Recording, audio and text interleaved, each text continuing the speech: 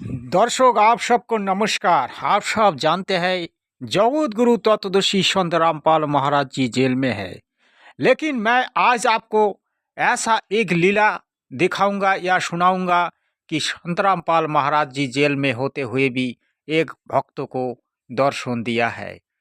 उस भक्तों ने खुद आज अपनी श्रीमुख से आपको बताएगा संत रामपाल महाराज जी जेल से बाहर आके उनको कैसे दर्शन दी। लोग कहते हैं संत रामपाल महाराज जी जेल से निकल नहीं पाएगा, जेल से कभी नहीं निकलेगा और संत रामपाल महाराज जी का मृत्यु भी जेल में ही होगा।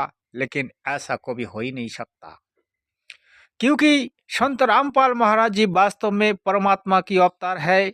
तो आज उनकी भगवत को प्रमाण भी मिलता है। और जगत का लोग क्या जानते हैं? जगत का लोग तो इतना ही जानते हैं कि जेल वाला को भी भगवान नहीं हो सकता और संत रामपाल महाराज जी को भी परमात्मा की अवतार नहीं हो सकता। क्योंकि जो लोग आज तक परमात्मा को परमात्मा नहीं माना, कबीर देव को परमात्मा नहीं माना, उससे बड़ा मूर्ख इस दुनिया में है नहीं। क्योंकि ना तो ये ब्रह्मा विष्णु महेश्वर हमारी परमात्मा है, ना तो हमारी पूर्ण भगवान है। क्योंकि ये तो एक शाखा प्रशाखा है। जैसे दादाजी रहता है, पिताजी रहते हैं, उसके बाद उसकी बाल बच्चा रहते हैं, ऐसा। लेकिन जगत का लोग आज जो भूल कर रहा है, उस भूल की खेसारत आज पूरी दुनिया को झेलना पड़ रहा है। परमात्मा रोता है अपनी बच्चे के लिए और उनकी बच्चे समझता नहीं है। वो समझता है परमात्मा जो कुछ भी कह रहा है गलत कह रहा है, लेकिन परमात्मा को भी ना गलत कहते हैं ना कभी गलत काम करते हैं। परमात्मा जो है वो ब्रह्मचारी है, ना तो उसकी जन्म होती है, ना तो उसकी मृत्यु होती है, ना तो उसकी कोई बीवी बच्चा होती है। लेकिन जो ब्रह्मा विष्णु महेश्वर, इनका तो पोती पोतनी का कोई हिसाब नहीं है। जैसे कि विष्णु ने तो तुलसी देवी का सतीत्व हरण की और ब्रह्मा ने तो अपनी बेटी को ही शादी की।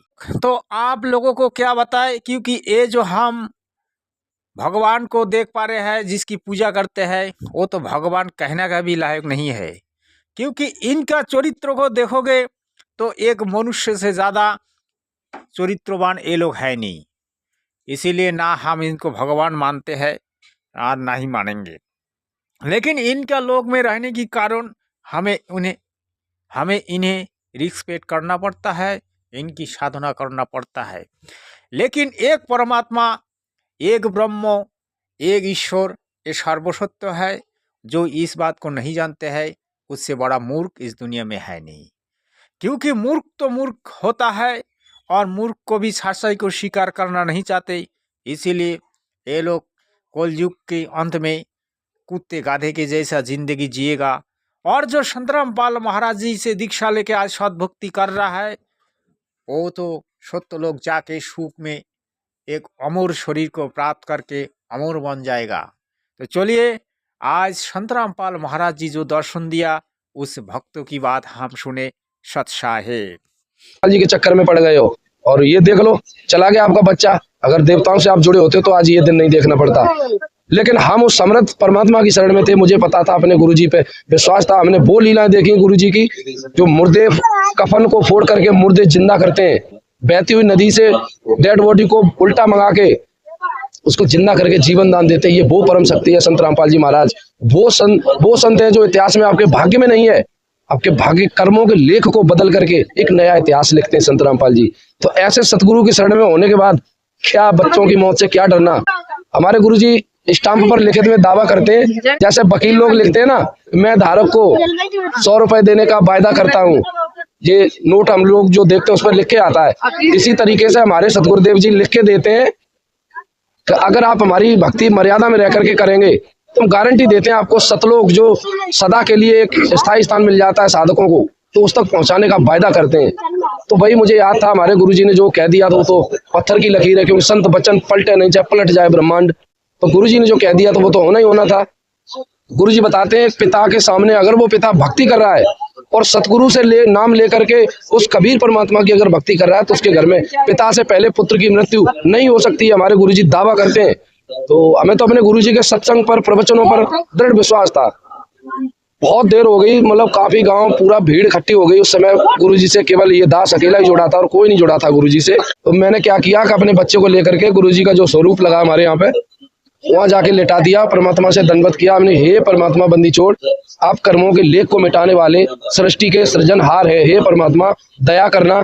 ये जीवात्मा जो हमारे यहाँ पे आज आई थी और चली गई, भगवान इसको, अगर हमारे कर्मों के संस्कार अगर ठीक हो, हमारी भक्ति में कहीं कोई कमी ना रही हो, मर्यादा में, तो मालिक इसे वापस भेज दो, इस खिलौने को। इतना कहा भगत जी। उसके बाद सतगुरुदेव जी एक अमृत जल देते नाम दीक्षा देने के बाद।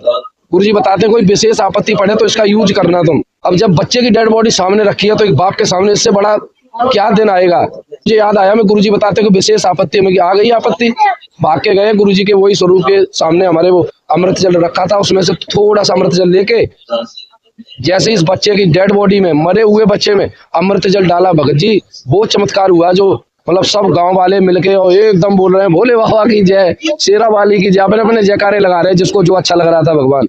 लेकिन मुझे पता था कि इस मुर्दे को जिंदा करने वाली कोई परम शक्ति है आज, तो कबीर परमात्मा है, जो हमारे गुरुजी वेदों में प्रमाणित करते हैं कि परमात्मा साधक को घोर से घोर पापों का विनाश करके उसको 100 वर्ष की आयु प्रदान करने की सामर्थ्य रखता है।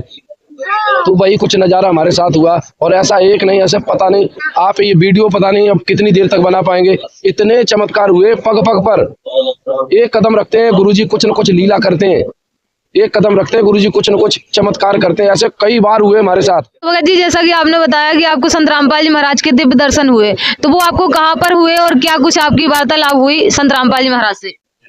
जी देखिए, एक बार का प्रकट है, हम गुड़गांव में हरियाणा में रह करके जॉब कर रहे थे। तो उधर क्या था, एक सतलोक आश्रम करौता गुरुजी का एक आश्रम है, जो कि काफी पहले की बात है। वो आश्रम मतलब सील था, उस समय सरकार ने दिया नहीं था गुरुजी को। अब तो हालांकि मालिक की दया हो गई, सतगुरुदेव जी को बाइज्जत बरी कर दिया गया। सभी केसों में लगभग गुरुजी आजाद हो चुके हैं, बिल्कुल निर्दोष साबित हो चुके हैं। और वो आश्रम भी आज सरकार ने गुरुजी के हवाले कर दिया। और जैसे पहले गुरुजी सत्संग किया करते थे उसी अंदाज में फिर से आश्रम चालू हो गया। तो जिस समय आश्रम बंद था उसमें ताला पड़ा हुआ था, सरकार का सील लगी हुई थी, उस समय की बात है ये। तो एक कंपनी में जॉब कर रहे थे हम, उसमें बतौर सीनियर मुझे भेजा गया। एक मतलब गाजियाबाद के लिए हम जा रहे थे, वहां से निकल रहे थे। तो उस आश्रम के मेन गेट से जैसे हम एंट्री लेते हैं बाहर की तरफ, तो जो गाड़ी में हमारे साथ जो ड्राइवर गया था और एक दो लड़के और थे साथ में हमारे, तो वो लोग नशा करते थे बहुत ज्यादा। और उसी मतलब हरियाणा, उसी जो आश्रम है ना गुरुजी का करौता, उसी के आसपास के रहने वाले थे वो। तब वो कह रहे हैं, वो मेरे बारे में सभी जानते थे, क्योंकि हम उस कंपनी में जब काम करते थे तो सभी जानते थे। मेरा नाम कोई नहीं लेता था, जब भी हमें देखते सीधा कहते थे रामपाल जी आ गए, रामपाल जी के चेले आ गए, तो गुरुजी का नाम लेते थे सभी। तो बहुत अच्छा लगता था कि कम से कम इस दास की वजह से परमात्मा ने इस कंपनी में कम से कम 1000-2000 लोग जहाँ काम कर रहे हैं, और गुरुजी ने ऐसा कर दिया कि देखते ही सब नाम ले। हालांकि वो मजाक में ले रहे थे, वो एक मतलब उनका भाव बन गया था, देखते ही ऐसे बोलते थे। तो वही वो दिन हो गया। तो वो जब जा रहे थे हमारे साथ में, तो वो लोग रोज मतलब हमें चिढ़ाया करते थे कि आप जो बातें करते हो, तो आपके गुरुजी ने ऐसा कर दिया था, इस आश्रम में प्रसाद दे दिया तो भैंस भी पहुंच गई थी जाके। तो ये कुछ नहीं है, क्यों बाबाओं के चक्कर में पड़ रहे हो मनोज, ऐसा मत करो आप। तो परमात्मा की दया हुई, वो संयोग था। करौता आश्रम के जैसे ही सामने पहुंचे तो हम क्या चमत्कार देख रहे हैं। बारिश हो रही थी, हल्की हल्की बारिश हो रही थी। हालांकि मैंने पहली बार वो करौता आश्रम देखा था उस दिन, हम कभी गए नहीं थे आश्रम में। तो देखा तो गुरुजी के स्वरूप लगे, तो वो देख के बहुत अच्छा लगा। वही मन ही मन में दंडवत प्रणाम किया। तो उसको मैंने बोला, मैं गाड़ी थोड़ी रोक लो यहीं पे, जब सामने आ गए तो देख ले कैसा है आश्रम। तो ताला पड़ा था, देख रहे थे हम। तो इधर क्या देख रहे हैं, पीछे से एक सफेद कलर की गाड़ी आ रही है, स्विफ्ट डिजायर। तो वही आके वहां पे खड़ी हो गई। उसमें से परमात्मा, अब हमें तो पता ही संत रामपाल जी महाराज थे, वो निकल के आए बाहर। आधा मतलब वही स्वरूप था, वही हाइट, वही लंबाई, वही कपड़े, वही वाइट वाली चप्पल जो गुरुजी अक्सर पहना करते थे सत्संग में, और वही घड़ी, मतलब पूरा स्वरूप वही, थोड़ा सा चेंजिंग थे। तो वहां पर आए और आकर के गाड़ी साइड में लगाई और सीधा अपने जेब में से मतलब पता नहीं चाबी निकाली, क्या किया, वो सील वाला ताला खोल करके अंदर घुस गए। और अंदर पहुंचते पहुंचते उन्होंने क्या किया, एकदम मुझे आवाज लगाई, ऐसे ऐसे इशारा किया।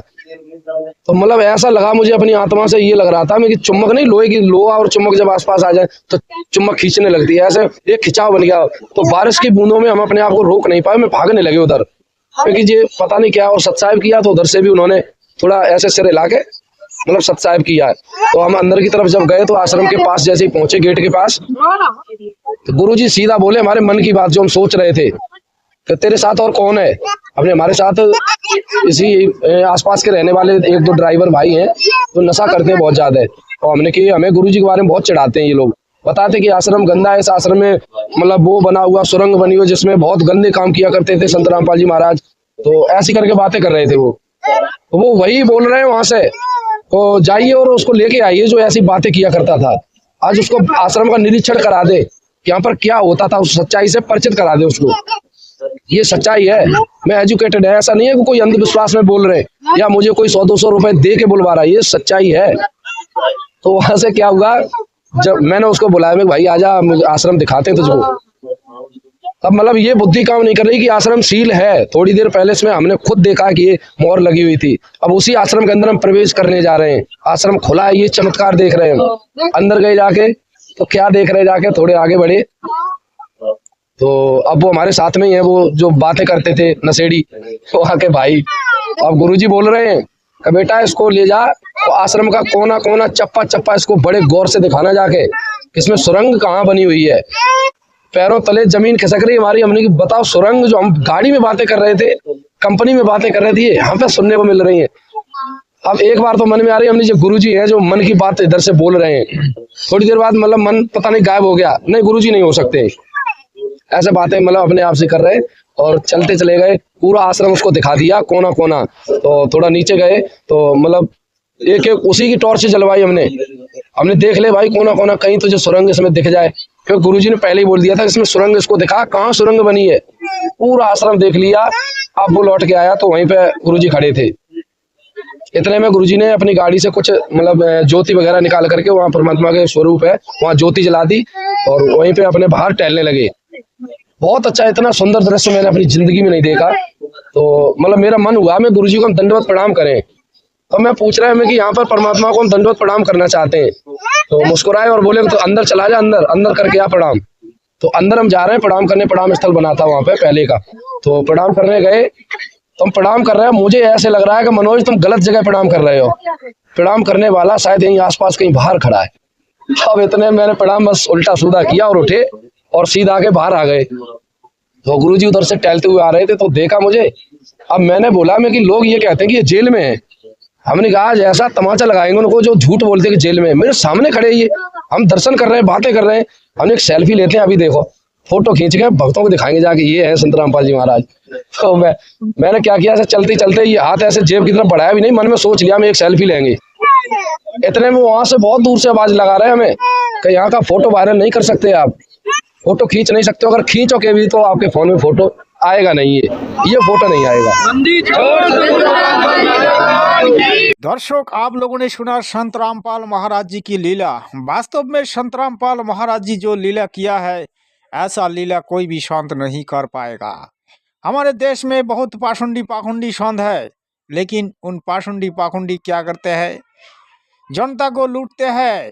श्री कृष्ण जी की पूजा बताते हैं, राधे राधे बोलने के लिए बोलता है, जैसे एक प्रेमानंद ठाकुर जी खाली दिन भर राधे राधे राधे राधे। अरे राधे में क्या है भाई, लेकिन वो कहते हैं खुद शास्त्रों विरुद्ध साधना नहीं करना है, लेकिन खुद साधना करते हैं। क्योंकि ये लोग जो है ना, ये लोग काल का जखर में है, काल इन लोगों को खा गया और काल इन लोगों को ले जाके भून के खाएगा। क्योंकि काल का जो धर्म है, 1 लाख उत्पन्न करते हैं और 100 लाख ना, 1 लाख खाते हैं और 100 लाख उत्पन्न करते हैं। काल का तो ये विशेष धर्म है।